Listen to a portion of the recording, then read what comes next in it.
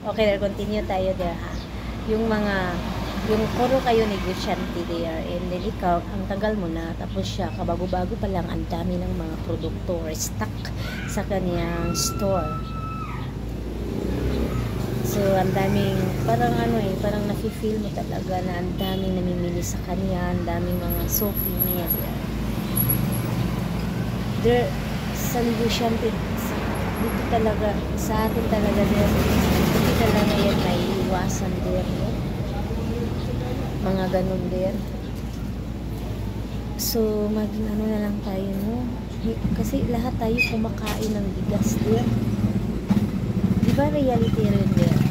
Yung lahat tayo is kumakain ng, namimili ng mga ulam, bigas, kumakain tayo lahat eh. So, dapat natin maintindihan yan, no? Hindi natin yung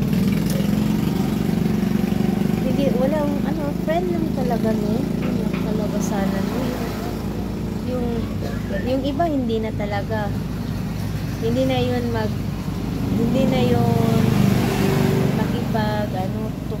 yung makipag-usap, hindi na, parang ini-ignore na mga ganun.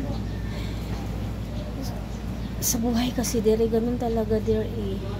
Kailangan lahat tayo dito sa mundo magsikap. Kailangan talaga eh, yung gagawin na lang natin sa ganun dere is maging friend, no? Tapos ko, magagalit talaga ako sa mga yung bigla ka na lang, hindi ka kikibuan, susungitan ka na lang, galit talaga ako ganun. So para sa akin kasi kailangan talaga natin na magsumikap dito sa mundo there. Tayong lahat kung nafe-feel mo yun na ikaw katagal-tagalan na, tapos siya kabago-baguhan pa, is parang daming stuff, parang ang gawin mo na lang is matuto kang mag-discarte kung paano mo madidiskartehan na ang daming customer mo. Diskarte ka, pababa ka ng price, mga ganun. Mag-sell ka, tapos ibigay ka ng mga pakulo. Yan. Ganun na lang. No, kasi kung nagsumikap sila, yung kabago-bago, nagsumikap. Kailangan mo din sumikap. Lalo na dyan talaga din yun sa mga, yun lang talaga ang pinagkukunan ng source of income. Ganda talaga ng hair ko. Ayaw ko na mag-shampoo.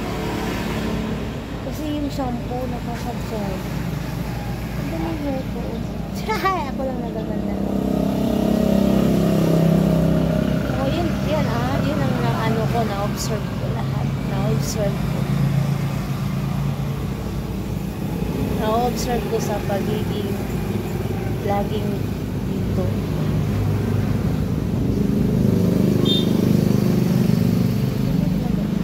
Maganda. Ayaw ko na talagang shampoo.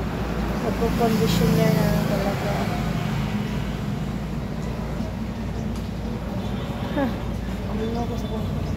Mga ganun there. Ganun talaga there.